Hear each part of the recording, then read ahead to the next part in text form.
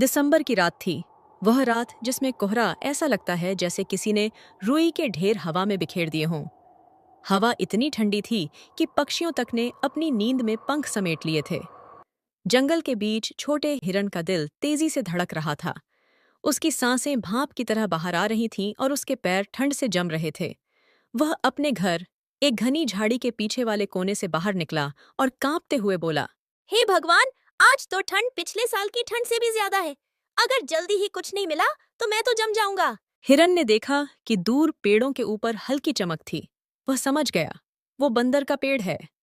बंदर अपने गर्म घोंसले और शरारती स्वभाव के लिए पूरे जंगल में मशहूर था। हिरन डरते डरते उसके पेड़ के नीचे पहुंचा। बंदर ने आंखें मलते हुए पूछा, कौन है? रात के इस समय पेड़ के नीचे कौन खड़ा है? हिरन, तुम इतनी ठंड में घूम काहे रहे हो? बंदर भाई, बहुत ठंड लग रही है। मेरा बस नहीं चल रहा। कहीं आग होती तो बाहर ठंड भी झेल लेते, और घर में तो और भी ठंड। बंदर ने देखा कि हिरन सचमुच कांप रहा था। ऐसा करो, ऊपर आ जाओ। मेरे घोंसले में थोड़ी गर्मी है, पर ध्यान से, टहनी पतली है। हिरन अभी ऊपर चढ़ ही रहा था कि अचानक फड़फड़ फड़फड़ की आवाज आई। वह तोता थी, अपनी तेज बुद्धि और हर बात पर सही सलाह देने के लिए मशहूर। रुको, तुम दोनों अभी ऊपर नीचे क्या कर रहे हो? इतनी ठंड में बाहर निकलना ही गलत है। तोता भाई, मैं जम गया हूँ। गर्मी मिल जाए तो जान बच जाए। मैं कह रहा हूँ ना, ऊपर आ जाओ। सिर्फ खुद को बचाने से क्या फायदा? जंगल के और भी जानवर ठंड में परेशान होंगे। हमें कोई बड़ा उपाय सोचना चाहिए, सिर्फ 2-3 जानवरों के लिए नहीं। उसकी बात सभी को समझ आई, लेकिन वे अब भी सोच ही रहे थे कि तभी एक बड़ा सा भालू आया और बोला, अरे, यहाँ कांग्रेसी मीटिंग चल रही है क्या? सब ठंड से कांप रहे हो। मेरी हालत देखो, नाक लाल टमाटर जैसी हो गई है। इस पर सब हंस पड़े, लेकिन हंसी के पीछे सच्चाई छिपी थी। ठंड बहुत तेज हो चुकी थी। जंगल के छोटे बड़े कई जीव इस ठंड से जूझ रहे थे। हम सबको मिलकर कुछ करना होगा। ऐसे बैठे रहने से ठंड कम नहीं होगी। तो क्या किया जाए? पेड़ के पत्तों से ज्यादा गर्मी तो नहीं मिलेगी। जंगल के बीच वो पुरानी बड़ी गुफा है, जो सालों से खाली पड़ी है। अगर हम उसे साफ करके अंदर आग जलाएं, तो जंगल के सभी जानवर गर्मी पा सकेंगे। तुरंत भालू उत्साही होकर बोला, जलाने का काम मेरे हवाले छोड़ दो। आखिर मैं भालू जंगल का हीटर हूँ। सब फिर हंसे, लेकिन इस बार हंसी में उम्मीद थी, क्योंकि अब उनके पास योजना थी, रास्ता था, और सबसे जरूरी हिम्मत थी। जंगल का रोमांच अब शुरू होने वाला था। चारों दोस्त, हिरन, बंदर, तोता और भालू, अंधेरे और ठंडी हवा को चीरते हुए जंगल के बीच स्थित पुरानी गुफा की तरफ बढ़े। गुफा तक पहुंचने का रास्ता लंबा था और जमीन जम चुकी थी। हिरन आगे आगे चल रहा था। उसके हल्के कदम बर्फ पर बहुत कम आवाज करते थे। तोता उड़ते हुए रास्ता देख रही थी, जबकि भालू भारी कदमों से ठंडी धरती को हिला रहा था। भालू ने शिकायत करते हुए कहा, अरे, इतनी ठंड में चलना मुश्किल है। मेरे तो पंजे भी कंप्यूटर की तरह फ्रीज हो रहे हैं। भालू भाई, तुम्हारे पंजे इतने बड़े हैं कि अगर जम भी जाए तो भी मेरे से ज्यादा गर्म होंगे। गुफा के पास पहुंचते ही चारों रुके। गुफा सचमुच बड़ी थी। अंदर अंधेरा था, पर जगह खूब थी। हमें पहले इसे साफ करना होगा। अंदर पत्ते, टहनियां और शायद कुछ पुराने घोंसले होंगे। ये काम मेरा। मैं पल भर में पूरी गुफा साफ कर दूंगा।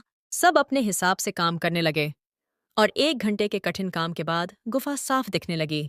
बहुत बढ़िया, अब आग जलानी होगी। भालू, अब तुम्हारी बारी। भालू ने 2 बड़े पत्थर उठाए, एक साथ टकराए। चिंगारी निकली, फिर दूसरी बार, और थोड़ी सी चमक दिखाई दी। तीसरी बार पत्थर टकराए और इस बार तिनकों में आग पकड़ गई। वाह, आग जल गई। अब तो गर्मी आएगी। गुफा में थोड़ी ही देर में हल्की रोशनी और गर्माहट फैलने लगी। लेकिन उनकी मुश्किल यहीं खत्म नहीं हुई थी। दूर से कुछ पंजों की आवाज गूंजने लगी। तोता हवा में उड़ा और बाहर झांका। 4 जंगली कुत्ते ठंड से परेशान गुफा की ओर भाग रहे थे। अरे नहीं, अगर वो आए तो हम चारों का काम तमाम। तो क्या करें? उन्हें अंदर नहीं आने देंगे? पर वो भी ठंड से मर जाएंगे। भालू एक कदम आगे बढ़ा और बोला, डरो मत। वो भालू को देखकर दुम दबा के भाग जाएंगे, और अगर शांत हों तो हम उन्हें भी गर्मी दे सकते हैं। जंगल सबका है। जंगली कुत्ते पहुंचे। लेकिन अंदर आते ही भालू को देखकर रुक गए।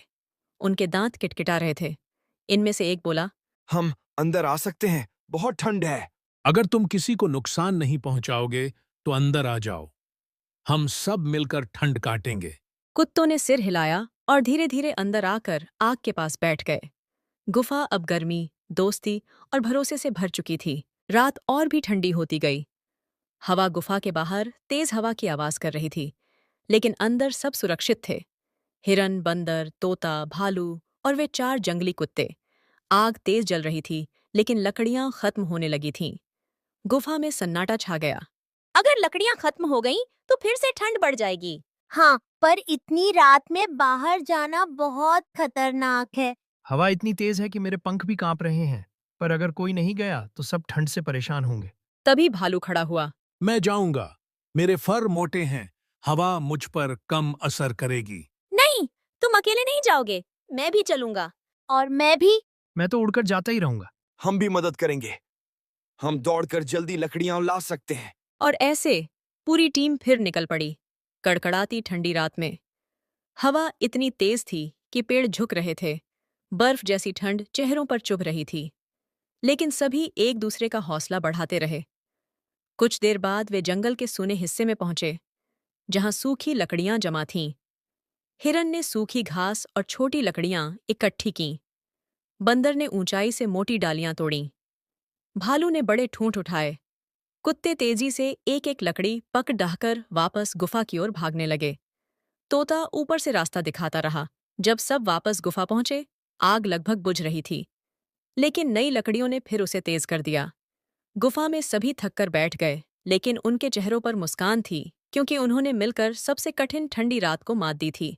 देखा, अगर हम सब साथ हों तो कोई ठंड, कोई तूफान कुछ नहीं बिगाड़ सकता। सच कहा भालू भाई, जंगल हमारा है और इसे सुरक्षित रखना हमारी जिम्मेदारी भी। आज हमने सीखा है, गर्मी सिर्फ आग से नहीं मिलती, बल्कि एक दूसरे की मदद से भी मिलती है। सभी जानवरों ने सिर हिलाकर सहमति जताई। अब गुफा सिर्फ आग से ही नहीं, दोस्ती की गर्माहट से भी भरी हुई थी। उस रात जंगल के हर कोने तक ये खबर फैल गई कि जब जानवर एक हो जाएं, तो ठंड भी हार जाती है।